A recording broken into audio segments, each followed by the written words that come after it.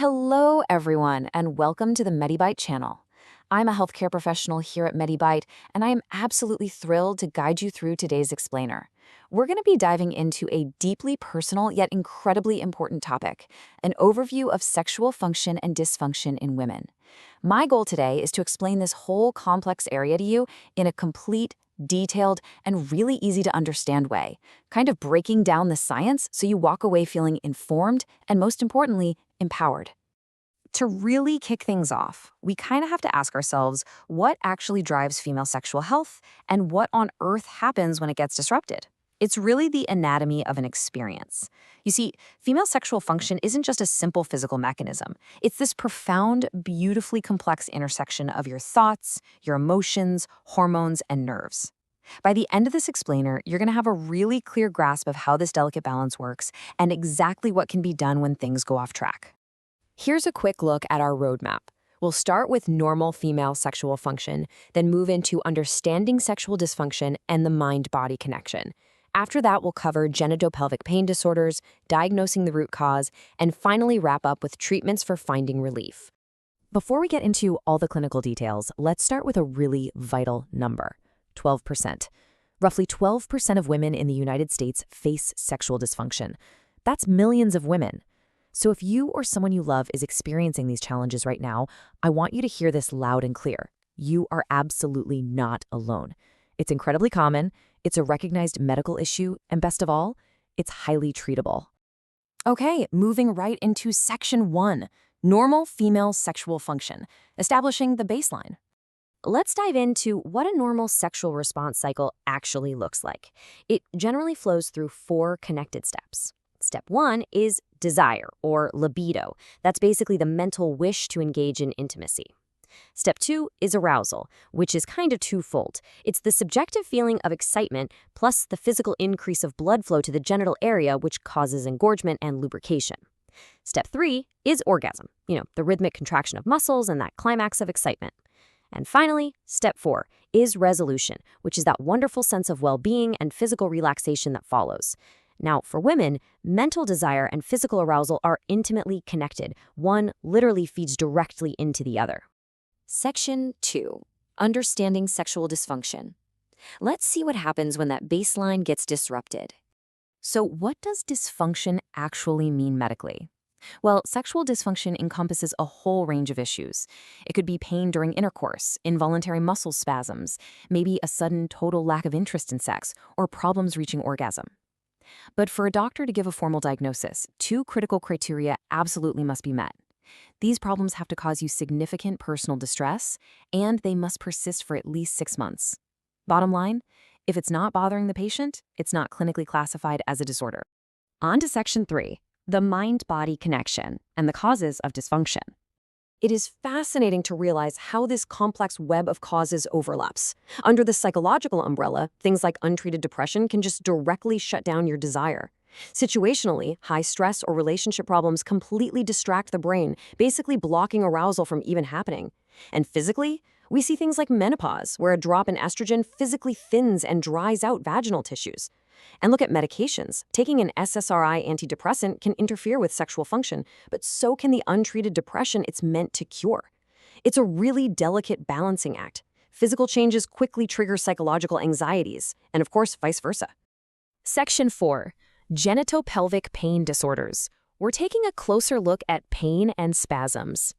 Pain during sex isn't just one single thing. In medicine, we generally divide it into superficial pain versus deep pain. Superficial pain happens right at the opening or just inside the vagina.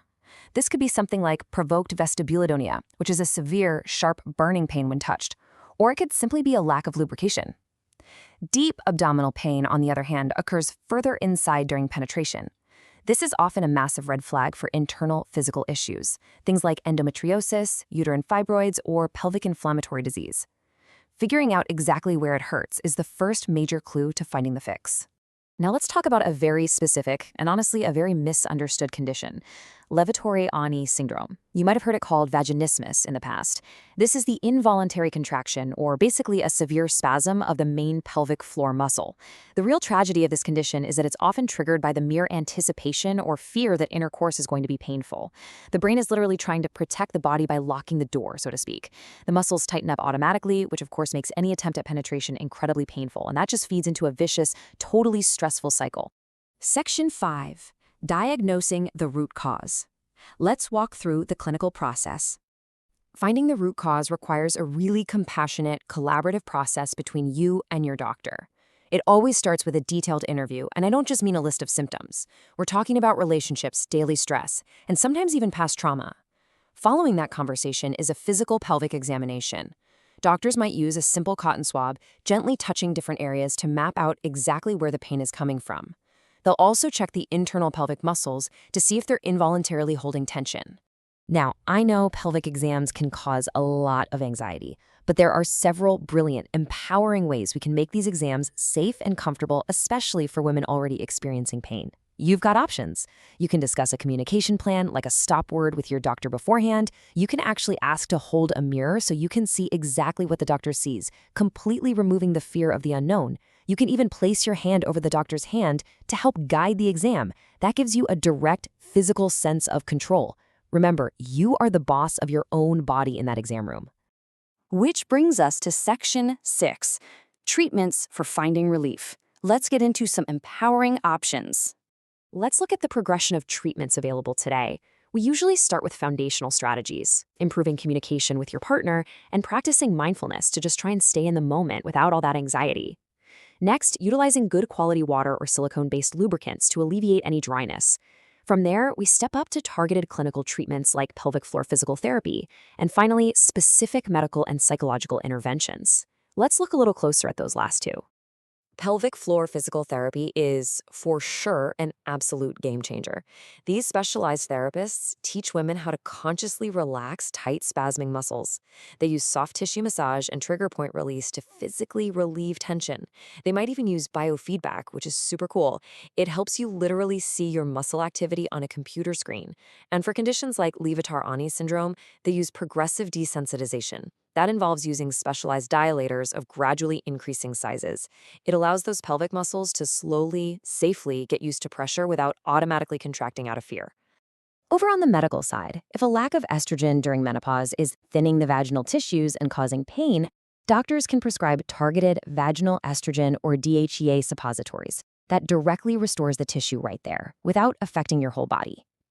If an antidepressant is blunting your arousal, your doctor might easily adjust your SSRI dosage or switch you to a different class of medication entirely.